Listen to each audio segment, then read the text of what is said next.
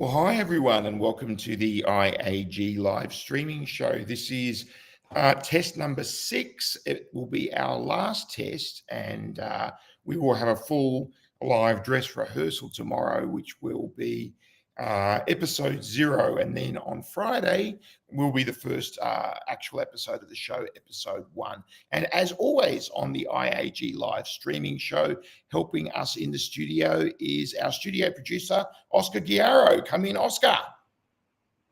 Hey, Oscar, how are you? Oh, good. How's Spain? Perfect. A bit hot, but nice. A bit hot? Oscar flew to Spain yesterday, so he's going to spend the summer in Spain. Thanks for helping us produce the show. Thank you. See you, Oscar. Right. Well, on the Iag live streaming show, helping me today to present the show is you know him, you love him. It is the managing editor of Iag, all the way from Sydney, Australia, Ben Blaschke. Come in, Ben. Hey, Andrew. Hey, Ben. How's Sydney? It's a lovely winter's day, sunny and still. Yeah, typical beautiful Sydney weather. Oh, well, it looks sunny there. Looks like there's a window on your right-hand side with the light shining in. Yes, it's a lovely day. So the Iag live streaming show, this is a new initiative by Iag. What do you think about it? Well, look, I think we're always trying to innovate, aren't we, Andrew? So we obviously had On the Run, which was following your travels around the world in the past couple of years, reporting in from various locations globally.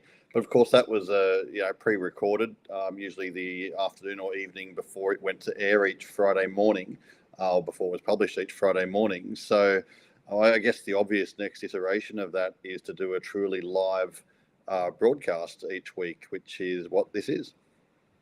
Yeah, I don't think anybody else is doing anything quite like this. So, and you're absolutely right. Something that we always try and do at our age is keep changing. I remember one of my early business mentors saying to me, change or die. They're the two options you've got in business. So I think it's better to go for change than die. So we tend to keep what's good. It's good to have some historical stuff in the company that is the same every year, and it's got a tradition to it, like the Power 50, for example. But it's also good to do innovative stuff like this. And On the Run was a bit of fun for, well, a year and a half, was it? No, it was actually through second half of 22, all of 23, and all of 24. So 2.5 years. But now this is the new thing from IAG, the streaming show, and we don't, and it's live, so there's no opportunity to edit. So that's kind of fun.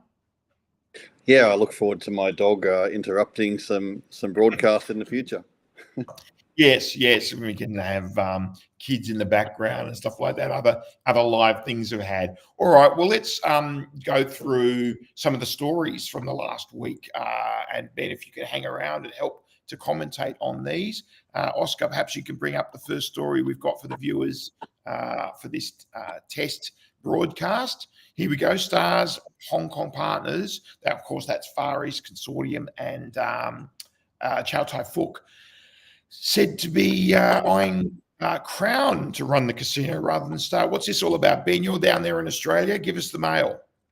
I mean, that's interesting on multiple levels. If Crown was to come in, well, we know that Star is currently looking to offload its 50% stake in Queen's Wharf in Brisbane to its Hong Kong partners.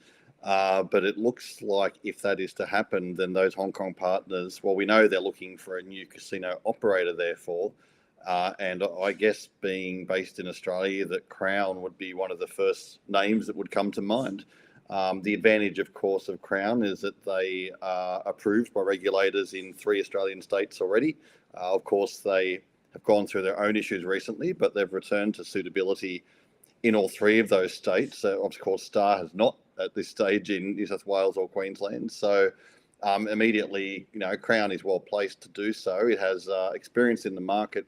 And I guess the other thing too is that a decade ago when the tender went out for this project, Crown was obviously one of the companies in the running and in many people's minds was a hot favourite to win the bid. Star was a bit of a surprise when it came through and won the Brisbane bid. People may or may not remember that was actually one of the first achievements of former CEO Matt Beckier when he came into Star, is that he sort of pulled this from under the noses of Crown. So I think it would be a bit of a blow to Star to see their long-time rival snatch that one from them in some way, even if it was just a management style arrangement. And for Crown, it would be a great boost as they continue to get back on their feet after the past few years. Right. Maybe we'll go down to the top of the text on the story there and just have a look at what you've... did you write this one, Ben? I think you did, didn't you? I did, yes. Yes. What we've got there, and basically what you've already said, the AFR is reporting that Crown maybe... And, is this just a case of Chow Tai Fook and Far East Consortium trying to drum up some alternatives to the Bally's takeover of Star? I think Bally's, are they talking about getting $5 million a month for the management contract, I think, for Star Brisbane? Yes, but that contract officially only runs until, I think, March 2026. So I believe it is $5 million a month until then, and then it's open to either extension or someone else coming in. Perhaps given Star's current woes, that the Hong Kong partners are looking for someone else to come in and run it, or perhaps they're just looking at options and throwing a little bit out into the media there just to see how it is gauged.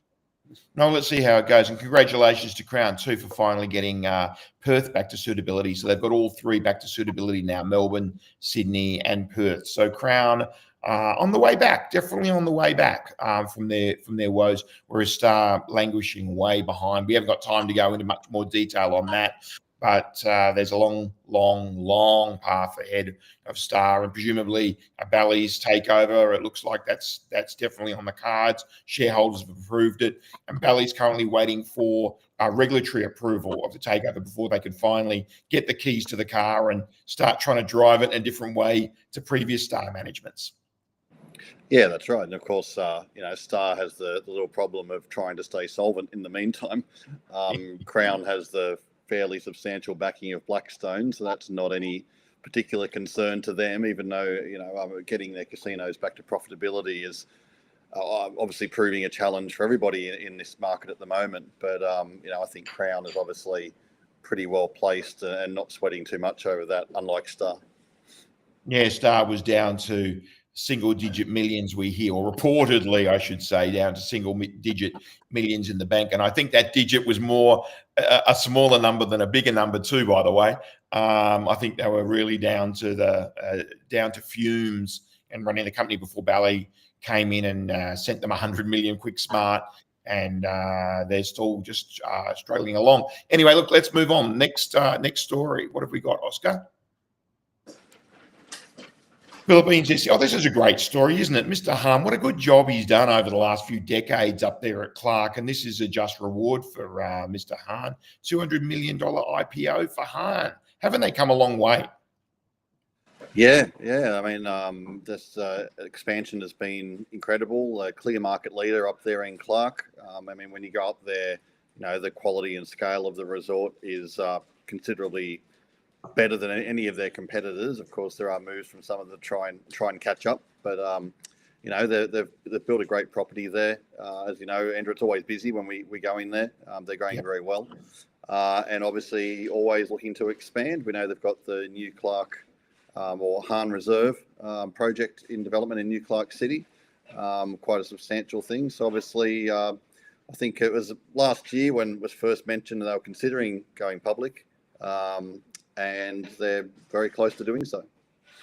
Yeah, I mean, they're building that thing. I was up there, all my travel goes into one blur at the moment, but I think it was about 4 or 5 weeks ago.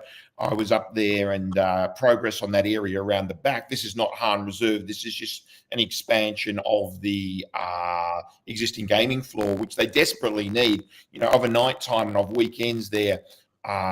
It's pumping in there on that main gaming floor there at Hahn, and they need more space, which is good for the supplier industry too. I mean, I guess there'll be more machines to be sold to fill up that space, more table games, all of that. But Dennis Andriachi doing a good job up there for Mr. Hahn, and it's a pumping property and expanding, and we'll be able to see their figures as well officially. With the going public, of course. Maybe just scroll down there, Oscar, into the text. Is there anything that inspires a further? We talked about Hahn Reserve, talked about the SEC. No, I think we're good there. So let's move on to the next one.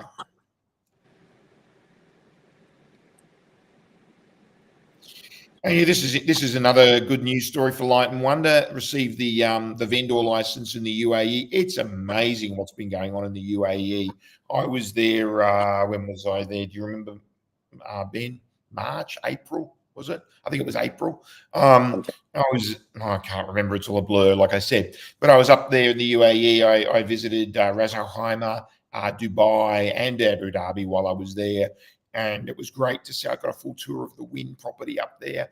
But what was so good was to engage a little bit with the regulator, the GRGCA, which I did while I was there. And that regulator's done a great job in building what could eventually be one of the greatest regulators in the world.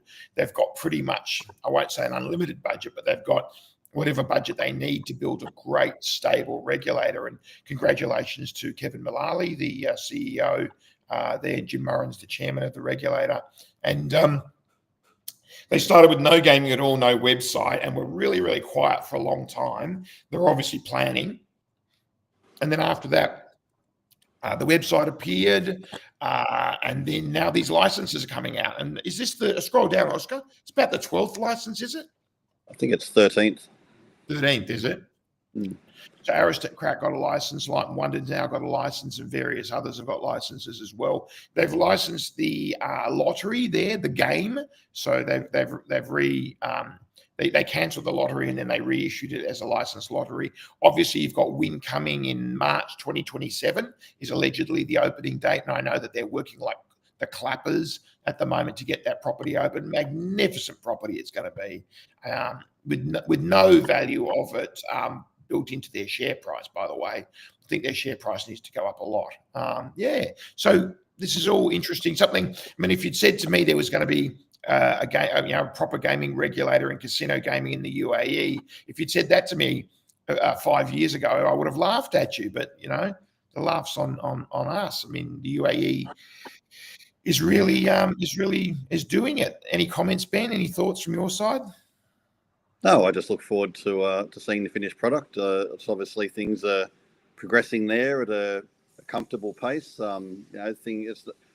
plenty of time before Wynn opens, but just every now and then we hear that another company has been licensed. There's just gradual and deliberate progress, it seems. That's a good expression, gradual and deliberate. That's a good way of describing it. And of course, you hear these rumors all the time that there will be one, nothing official, but you hear these rumors all the time that there will be one license offered to each of the 7 Emirates. Obviously, some Emirates are much bigger than others. All the media and all the press goes to Abu Dhabi and Dubai as the main 2 Emirates of the UAE. There's also Sharjah, which is probably the most unlikely to have anything, given it's probably a little bit stricter on the religious side of things. Ras Al Khaimah has put itself on the map by having Wynn up there, and then you've got the 3 other Emirates on the eastern side of the UAE, all much smaller. Would they have a property? We don't know. Let's leave that to conjecture. All right, what's the next one, Oscar? Seaport raises Macau GGR forecast. We've had a couple of good months, haven't we, Ben, with GGR and Macau? Yeah, May and June have been excellent months. May came as a little bit of a surprise, although May is typically a pretty strong month in Macau, obviously with the May Day holiday week. However, it exceeded all forecasts, all expectations for May. And then June went even better. Well, it was around about the same GGR, but in terms of exceeding expectations, it was 19% higher year on year in terms of GGR. Forecast was for not even double figures growth. So there's momentum gathering, going along very strongly, and as a result, a lot of the analysts are suddenly starting to look ahead to the second half of the year with a lot more positivity. Do you remember the June number off the top of your head? Was it 2.2 billion US? Yeah, they were both in the 21 billion range. Very similar, very close figures. So around about the 2.5-ish, I believe. Is that US? Oh, 55. 2.5 times 12. I'm just tapping away on the calculator here. Oh, yeah, that's 30. 2.5. There you go. Oscar's listening to us and he scrolled down. Good job, Oscar. We got the number there. I'm just having a look, see if I can find it. Oh, this is just what Seaport's putting out there. Yeah. And they're increasing the targets, which is good because the Macau-related stocks have been in the doldrums for a long, long time, and I think that's purely anti-Chinese sentiment out of the US more than anything else. The people who are in the know, like us and other people in the industry, know that the industry is going well. It's actually quite stable in Macau at the moment. I think the Macau government, I'm in Macau right now at this moment. I think the Macau government's quite happy with how the industry is going on. The junkets are gone. Well, not entirely gone, but then they're a shadow of their former selves. I think the capital flight issues we had in previous years is now not the issue it used to be. And I think the Macau government and the mainland government, it just feels like they're pretty happy with Macau at the moment, and they're happy to just let the GGR number go up, let it ride up a little bit. Any thoughts on that, Ben? Yeah, you feel like the little knob has been turned a little bit, just to let a little bit more happen in Macau. As I said, we were very, very stable month to month for the first 4 months of the year, and now we've just ticked up a little bit over the last couple of months to a little bit more. Still stable. May and June were stable with each other, but a little bit higher than previous months. So just that little bit of growth. And then there's a lot of talk about what's driven that. Well, there's been talk about how concerts help drive high quality visitation to Macau. Apparently there's been quite good, in the premium segments, the volumes have been very, very good. Obviously the opening of Capella at Galaxy Macau, a super luxury property there, has also apparently driven some premium volumes. But generally across Macau, from what the analysts seem to be saying, is everything's starting to look pretty positive. The one thing that hasn't come back yet is the base mass, but I guess that will gradually come back over time.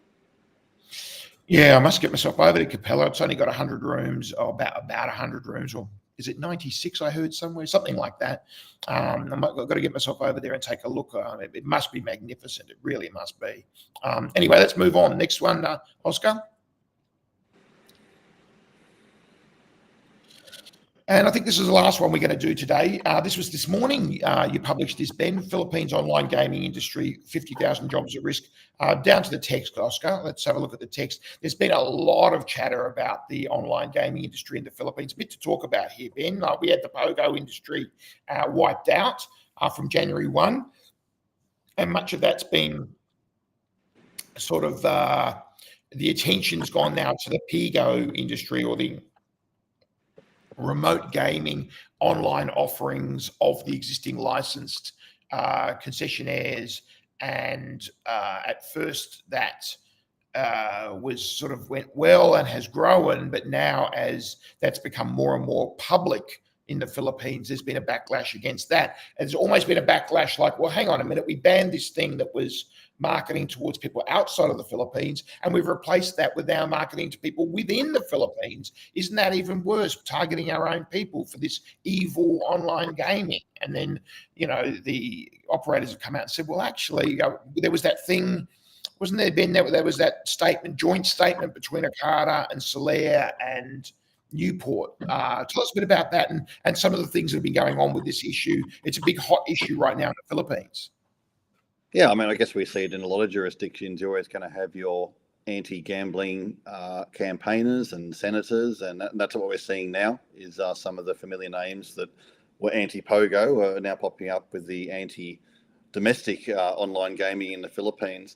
Of course, they haven't really noted that there is actually quite a difference between what happened with pogo and what's happening here. I mean, what got pogo banned? Well, it was all the illegal activity happening around it, not even online gaming operations, just the scams and the kidnapping and the various things, illicit things going on around the country that were attaching themselves to the pogo licensing scheme.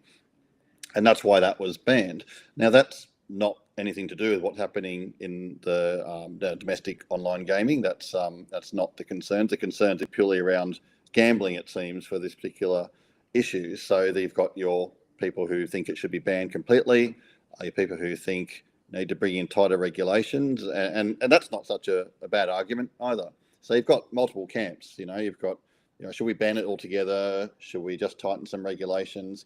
And from what we've seen, a lot of the operators have come out and gone, yep, we accept tighter regulations, happy to look at, bans on various forms of advertising, which PAGCOR has already introduced, tighter KYC, all various things there. So the argument now really is becoming, what are the pros and cons of keeping it versus a total ban? I mean, Andrew, you and I obviously have very clear opinions on this, that prohibition does not achieve what people think it's going to achieve. But yeah, that's the discussion at the moment, and it's still in the works. And obviously the president himself has noted that there are concerns around, gambling addiction. Of course, that's always a concern. Our view, of course, would be better to legalise and regulate than to ban altogether. Sure. Oscar, down to the bottom par there that begins a total ban. I mean, you can see here, I think this is Chairman Tenko talking, isn't it? A total ban will not stop online gaming. It will only shift activity to unregulated sites. Or was this Tonne's paper? Yeah, Tonne mentioned that in a paper she released very recently. Okay. So, she's absolutely right. I mean, that's exactly what will happen. It will just shift play. I mean, we've mentioned this many times before, but it bears repeating. It's worth repeating. The prohibition doesn't actually stop the activity. All it does is it hands it over to the hands of the criminals. It hands it over to bad actors, bad faith actors who don't have any responsible gaming in place, no anti-AML in place, no counter-terrorism, financing of terrorism in place, and they don't care about their customers. And they haven't gone through any probity, nothing. So it just hands it over to bad actors and then takes it underground.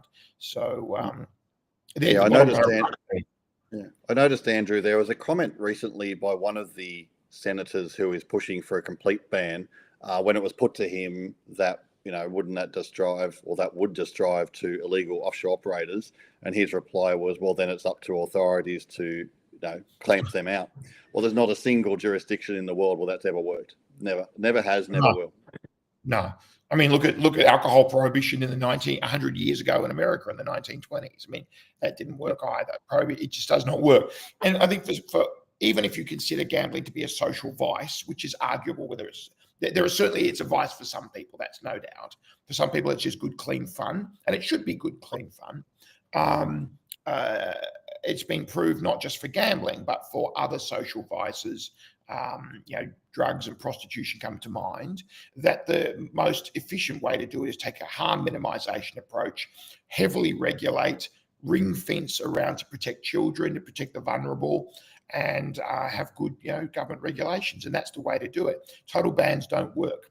I mean, all you have to do is look at teenage kids, and when you ban something, that's exactly what they want to do, right?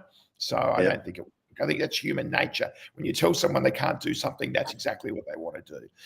One more thing, Oscar. Let's just have a look at. We did do a story. I didn't put it on the list of stories to talk about this week, but we did have a story announcing the launch of our new IAG Expo website.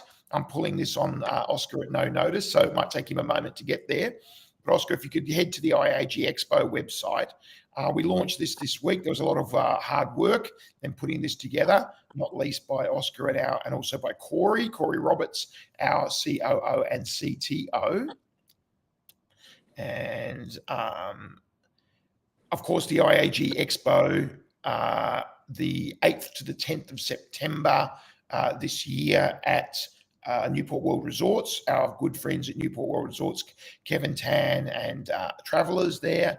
And there's me. Skip over that bit, Oscar. Scroll down.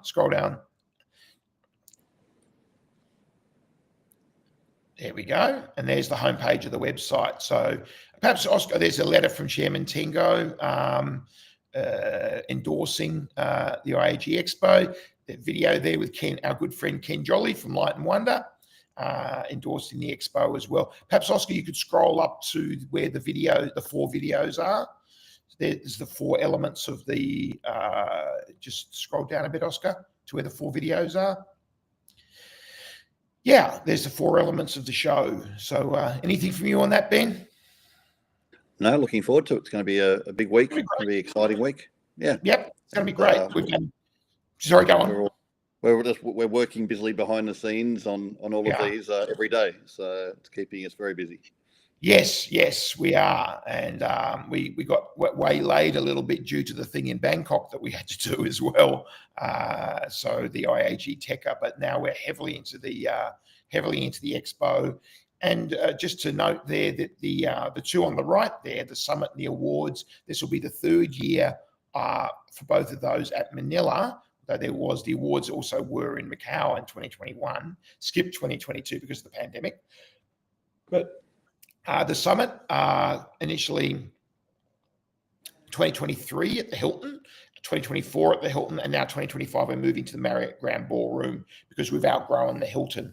So, of course, on the far left there, our Manila After Dark, live television. Manila After Dark on September the 8th, Monday, September the 8th. That'll be a lot of fun.